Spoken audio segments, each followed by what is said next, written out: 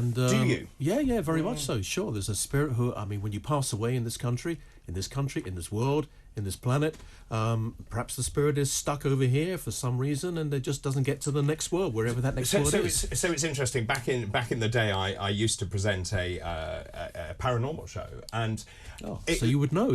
So everyone said, oh, it was for show for the cameras and stuff, but actually some of the strangest stuff happened off camera, which proves to me that actually there is something in it. And I've seen so much stuff, and I had friends who moved into a house, and every night the cutlery drawer was upturned and it was all on the floor every single night, and they had to put it back in the drawer, and there was no one else in the house. Didn't and they just have to put their house on the market? No, they had a priest in and an exorcism. I really have to tell you, many years ago, my first main job was actually in a recording studio. I was a T-boy in one of the most famous recording studios, probably in this country, and one of them in the world. Right. And so I moved up to assistant sound engineer and a sound engineer.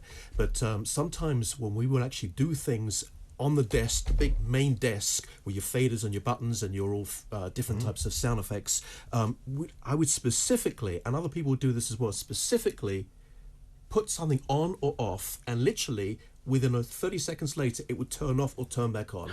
There was one time that I shut down the entire studio. It was Utopia Recording Studios in Camden Town.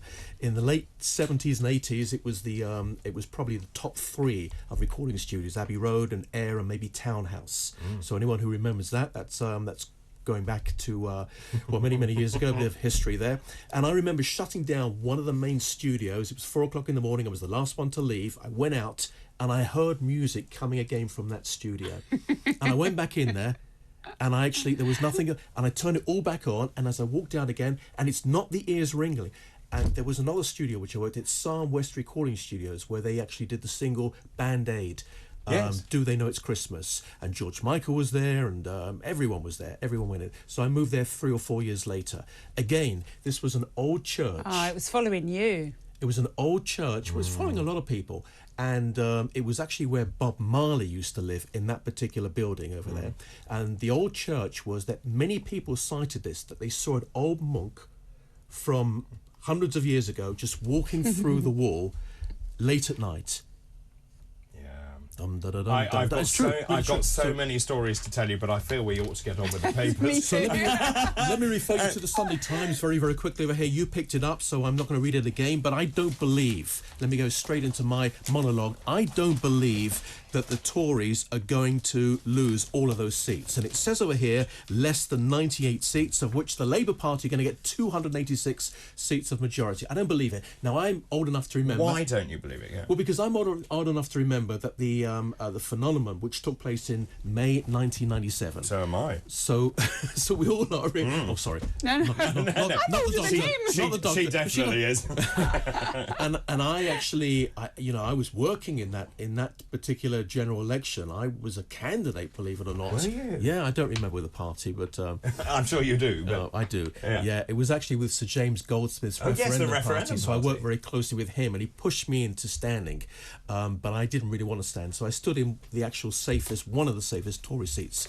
But anyhow, if I remember correctly, it was 166 seats. 165 seats that the Tories went down to, and it was just everyone was wiped out. The biggest perhaps cap for Tory MPs was Michael Portello at the time. Yes. And again, it took a long time for the Conservatives to get back. William Hay took over 166 seats in 2001. I just can't see, because I see today that Sir Keir Starmer, he might be a really nice man, never met him before, never been in the same room as his before. He comes across as a nice guy, but there are so many internal difficulties within the Labour Party today, and he does not seem to be the type of person that Tony Blair was. Now, Tony Blair was somebody who talked about education, it's a very different. Well, and he was charismatic, I think, and he took the country with him. And I don't think Starmer can do that. Right, and that's why either... he's going to, if he manages to get a majority, which up to 2 months ago, I did not think he was even going to get a majority. But if he manages to get that majority, because remember, I mean, the last election was a man called Corbyn, if you remember, and Corbyn was somebody who just pretty much helped the Labour Party get wiped. I think it's around 170 or 180 seats, something like that.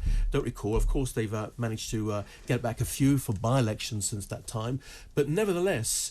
to suddenly grab 280 seats or something like that is It's a really talk. hard to believe. So I think you're absolutely right, and I don't know how much of this is actually frightening the electorate to say you need to be careful of what you wish for because you might well get it. Now, let me tell you when the election's going to be. That was going to about be to my ask. next question. Yes, me too. Come on then. Okay, so I'm desperate to say this because a lot of people seem to think, was it Emily Thornberry who said that the biggest kept secret in Parliament is going to be in May? It's not going to be in May. I never listened to Emily Thornberry. So it's not in May. I Now, I don't spoke to think someone quite high up in one of the parties, and they think it's May or June. I don't. Okay, I will put money on it to say it's not May or October? June, and I put money on it to say it's not going to be on October. Oh. Where's the money? No, so when is it? I left my wallet outside, but you know what? Yeah, very good. So I reckon, firstly, Rishi Sunak is obviously he's contemplating right now what to do. He obviously reckons that it's better to stay in power for 3 years rather than 2.5 years.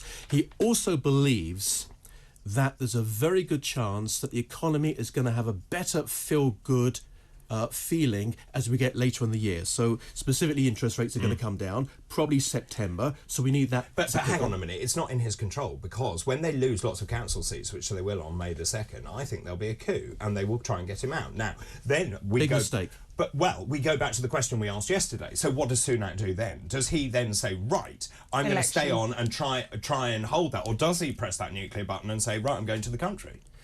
And you see, that's why I think, and talking to friends of mine who are Conservative MPs, they don't know what to do. But what we haven't got here is when do you think it's going to be? Yeah. Oh, thank you very much, because he moved on. Well, I did ask that question. I don't think it's going to be in October, and the reason why I don't think it's going to be But in tell October us when you think it is traditionally, gonna well, be. it's coming. Traditionally, because people are going to wonder why it's not going to be in October, because everyone's saying, People are wondering. right. Yeah. So let me explain. Traditionally, it has to be on a Thursday, right? Yes. So there's 4 Thursdays in October. Yes. Those 4 Thursdays all fall on a Jewish holiday. Now, there are Jewish people involved this is in good. actually an election campaign. Yes. So the first Thursday is actually Rosh Hashanah, which is the Jewish New Year. You go into the 10 days of repentance. The second Thursday is just before Yom Kippur. The third Thursday is the festival of Sukkot. And the fourth Thursday is another festival as well. So, of course, you can have postal votes for the Jewish people who want to observe this. But I don't think Sunak is going to do that, because he's aware of Jewish people. See, I thought October the 17th, didn't I? I Well, said that clearly yesterday. you're wrong, according to So, James. well, this is my theory. so just now going we're going to November. November, it's probably... Why not September? It's No, 'cause they don't get back. Inflation and okay. interest rates. But- So now you need to look at November. No, November, the first Thursday in November would be a great time. No. Except it won't American be. election. Exactly. So November the 5th is that big bout between Joe Frazier in the right corner and Muhammad Ali in the left corner, because they want to have that refight again. Which Right. is, and for those who don't understand what I'm talking about, early 90s, boxing, fantastic. Right. Okay. And then it leaves to either the end of November or December. So I think we're looking at Not December, which is exactly 4 years because after. December people are too busy getting their turkey and shopping. And the I don't Yes, but think- they weren't in 2019, Yeah, were they? but that was extraordinary. Parliament had been prorogued. The MPs are not going to want to campaign in December. I still think he won't be there because he won't. I don't think he will have the support of the parliamentary party. But we shall see, James. I have to go to an ad break, but that was the longest answer to when is the election. Well, I haven't got an exact day. I'm just suggesting when it's not going to be, but I reckon it could be Okay, later so, in November so when is or it going to December. be? Put your money where your mouth is. Thursday in December. Don't believe you.